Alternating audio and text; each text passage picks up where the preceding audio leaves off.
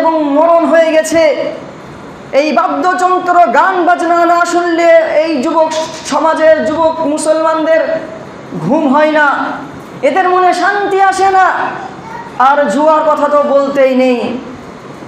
এমন লোভে পড়ে গেছে, এমন পাপে এরা নিমজ্জিত হয়ে গেছে, যারা ভেবে নিয়েছে, শয়তান এদেরকে ব্রেন কেমনভাবে তৈরি করে দিয়েছে যে তোমার জীবনের সফলতা, তোমার জীবনের সম্পদ, তোমার জীবনের টাকা পয়সা, যদি 2 তলা বাড়ি করতে হয়, যদি 4 চাকা গাড়ি কিনতে হয়, তোমাকে না খেয়েও লটারি কাটতে হবে, না খেয়ে তোমাকে লটারিতে টাকা লাগাতে হবে, জুয়া খেলতে হবে।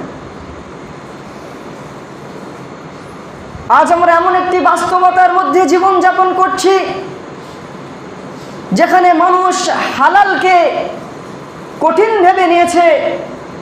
হালাল মানেই মানুষের কাছে আজকে কঠিন হয়ে গেছে, আর হারামকে আমরা হাসি মুখে গ্রহণ করে নিচ্ছি, হারাম বস্তুকে আমরা হাসি মুখে কবুল করে নিচ্ছি। এটা আমরা কিছু মনেই করছি না, আমরা কিছু বুঝতেই পারছি না।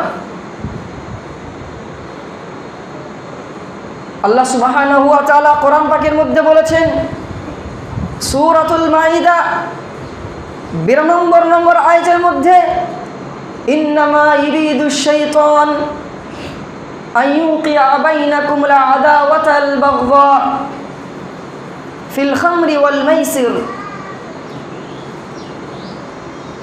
আল্লাহ সুবহানাহু ওয়া তাআলা এই আয়াতের মধ্যে বলেছেন, অবশ্যই শয়তান তোমাদের মধ্যে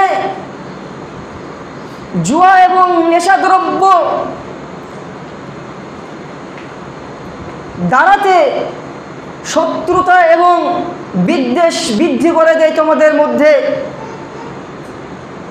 যেই সমাজে এই দুটো জিনিস চলে আসবে, যে জাতির মধ্যে এই দুটো জিনিস ব্যাপক হারে বৃদ্ধি পেয়ে যাবে, তাদের মধ্যে মারামারি, হানাহানি, কাটাকাটি, অশ্লীলতা এমনভাবে ছড়িয়ে পড়বে যা কল্পনা করাও যাবে না, কল্পনার বাইরে হয়ে যাবে।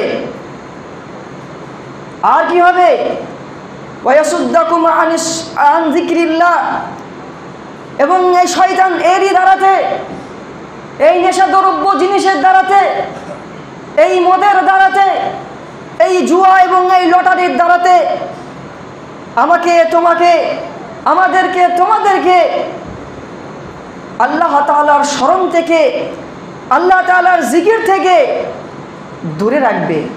ও আনিস সালাহ, সব থেকে বড় যেটা, নামাজ থেকেও আমাদেরকে দূরে রেখে দেবে। নামাজ